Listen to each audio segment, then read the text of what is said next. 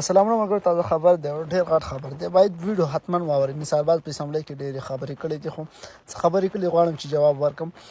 د په اسمبلی کې لومړی خو دا یوه خبره د ډېره مهمه ده چې ویلې دي چې کله هم موږ ته په 2008 کې موږ ته حکومت میلاو شو، په هغه وخت کې په باجوړ یا چې کوم سابقه پاټه د هغه د پښتونخوا حصه نه وه، نو اپریشن ځکه نو ځوانه رښتینې خو دا دی چې سوات خو د پښتونخوا حصه وه، بونیر خو د پښتونخوا حصه وه.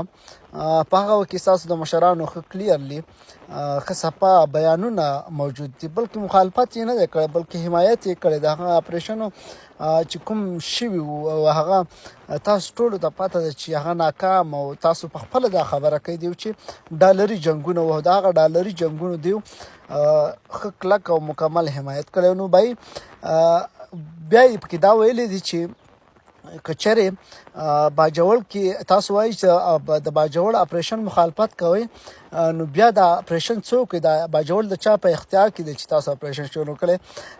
زه ورته دا وایم چې د باجوړ د هغه خلکو په اختیار کې چې کله هم په 2008 کې سوات او بونیر د چا په اختیار کې وو.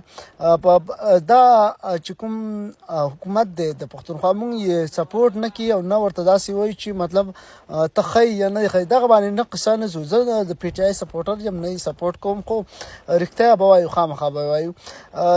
دغه چې کوم پی ټی آی والا دي کم از کم مخالفت یې کوي، هغه ګڼي دا چې ډالري جنګونه دي را روان دي، په موږ یې مسلط کوي، خو کم از کم دومره حمایت خو یې نه کوي چې تاسو پارټۍ بحیثیت پارټۍ یو مشر دا وایي چې موږ د دغه ښه کلک حمایت هم کوو، موږ یې سپورټ کوو هم.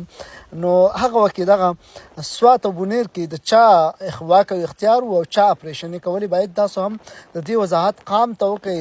قام بالکل په تیارو کې ونه ساتل شي او رښتیا وویل شي. د خپلې پارټۍ د خپل غرور، د خپل انا، د خپل تکبر، د خپل نظریې په هغه باندې تاسو نشئ کولی چې ولس په تیارو کې وساتئ او تاسو خپل هغه کرتوت چاته کوئ چې کوم تاسو قامي نه وو بلکې د قام په ګټه نه، د قام په تاوان کې.